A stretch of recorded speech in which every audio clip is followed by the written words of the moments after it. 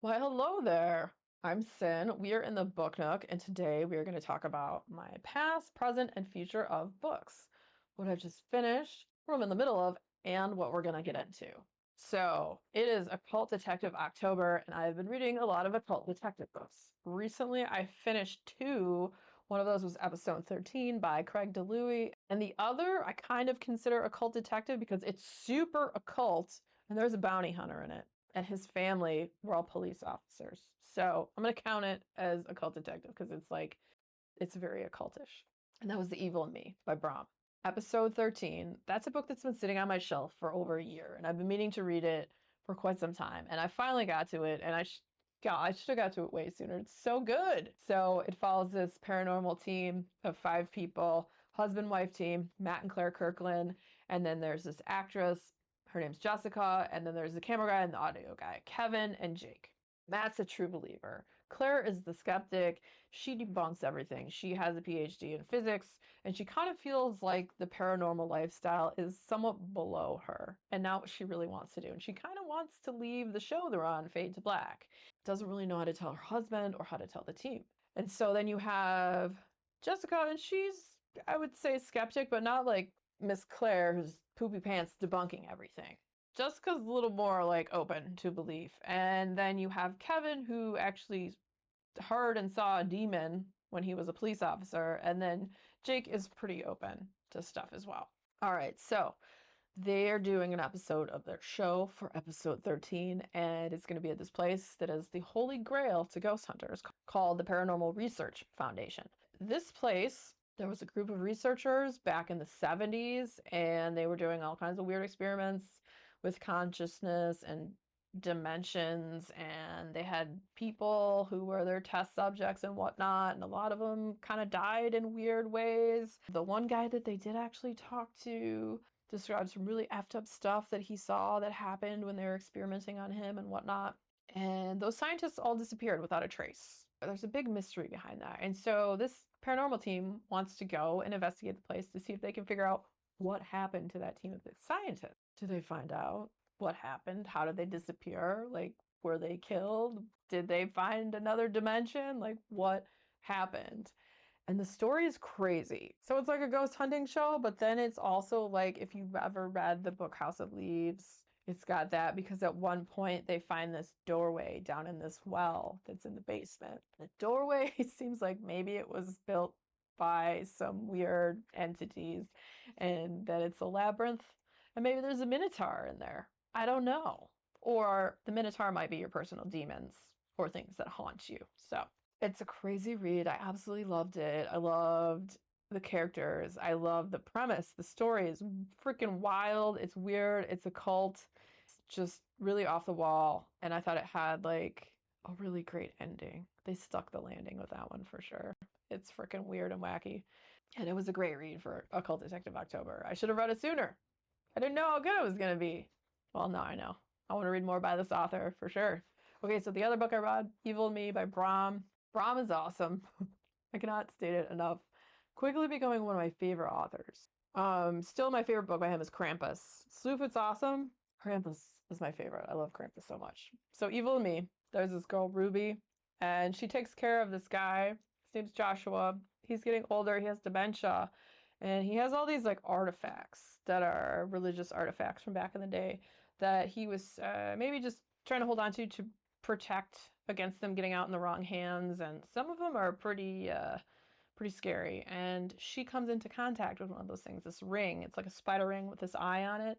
And it is linked to this like demon woman, Lord Sheelbath. And she wants to come back to have a bloody reign on Earth. And she's not going to let Ruby go so easily. So the only way to get this ring off, if it's even possible, is to possibly have hundreds of people chant a spell. Ruby's got to get back together with her old bandmate, who doesn't believe any of the crap that she tells her. But like that she's also possessed by this entity called BL, which is a Shedem, which is God's unfinished man. So she's possessed by this entity, and Beale's kind of tethered to Lord Shieldbath. And at some point, though, he kind of like decides he's going to help Ruby because there's all these shades of gray in the story. It's never just black and white. And like Lord Shieldbeth basically, you know, has a hold on him and commands him to do all this crap. But when their tie's kind of broken a little bit, he's like, he just wants to be free of her. He wants to go and soar with the birds and just experience Earth and nature and all this stuff. And so he decides he's going to help Ruby if they can get this ring off. And so it starts this crazy journey. She has to get back to her old friend Tina. They used to play together and try to get a band together and see if they can get a song that is a spell to get this ring off of her finger. And it's a crazy book. It's a crazy story. You're like, how would this ever even be possible or happen? Well, you gotta read the book to find out. It's a fantastic story. I had a lot of fun with it. And it's very heavily occult, and there are weird, strange entities throughout it. There's ghosts, there's demons, there's weird other creatures, and it's just a really fun time. There's some really beautiful artwork in the book as well. I would highly recommend it. What I'm in the middle of right now, I've finally re-picked up the series, the Warlock Holmes series. I'm in the 4th book. Read the first 3 for the last year's Occult Detective October, and I was supposed to keep reading those, and then I just fell off because there was other books I got distracted with. Well, we're back at it. There's 2 more books in this series, and I'm in the middle of book 4.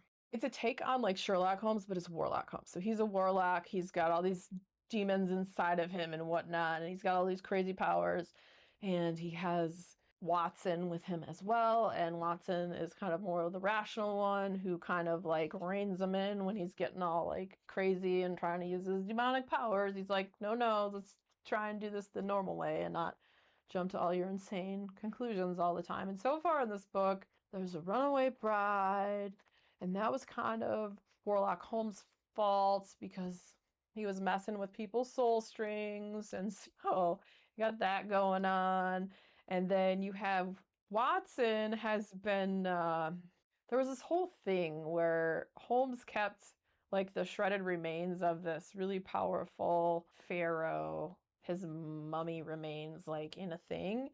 And Watson has been taking bits of him and diluting him and injecting it into himself and having these crazy dreams because he wants to learn more about this arch nemesis of Warlock Holmes, his arch nemesis Moriarty, who's trying to destroy Holmes. So, I don't know. It's campy, it's funny, it's wacky, off the wall, just ridiculousness. And I absolutely love these books. So, I'm having a lot of fun with that one. So, with these books too, there's usually like several different cases. So, you have the runaway bride, and then you have like other stuff going on in their lives. Like he's injecting Watson's injecting himself with his mummy's remains. Weird.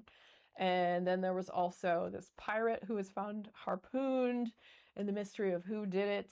And then there's this other mystery of someone's been smashing up all these different busts of Napoleon. No one knows why. And then they find out it's like a monkey doing it. And they're like, what the heck? Why is there a monkey doing it? Just like I said, it's goofy, it's off the wall, and I would call it even zany. It's pretty zany. I will probably be reading more of that tonight. And then let me tell you a couple other things I'm going to get into. These are not occult detective. These are just ones. One of them that is a wrap up to a series I'm reading, and this next one I have been super excited for because I've been waiting patiently for this one to come out. That's The Bog Wife by Kate Chronister. It just sounded like a really cool story. And I mean, The Bog Wife. What does that like bring visions of to your mind? Like I imagine like some swamp witch coming out of the waters, that is maybe conjured up, right? So let's tell you what this is about. Since time immemorial, the Hadsley family has tended the cranberry bog. In exchange, the bog sustains them. The staunch seasons of their lives are governed by a strict covenant that is renewed each generation with the ritual sacrifice of their patriarch. And in return, the bog produces a bog wife. Brought to life from vegetation, this woman is meant to carry on the family line. But when the bog fails or refuses to honor the bargain, the Hadsleys, a group of discordant siblings still grieving the mother who mysteriously disappeared years earlier, face an unknown future. Middle child Wenna, summoned back to the dilapidated family manor just as her marriage is collapsing, believe the Hadsleys must abandon their patrimony. Her siblings are not so easily persuaded. Eldest daughter Ada, de facto head of the household, seeks to salvage the compact by desecrating it. Younger son Percy retreats into the wilderness in a dangerous bid to summon his own Bog Wife.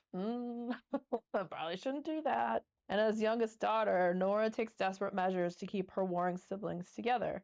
Fledgling patriarch Charlie uncovers a disturbing secret that casts doubt over everything the family has ever believed about itself, brimming with aching loss and the universal struggle between honoring family commitments and the drive to strike out on one's own.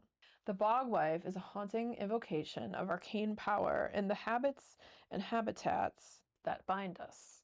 And yeah, I'm looking forward to reading that. The Bog Wife by Kate Cronister. Should be a good time. Okay, and then this one. So I'm gonna read this book. Look at how big it is. What is it? What is it, Sin?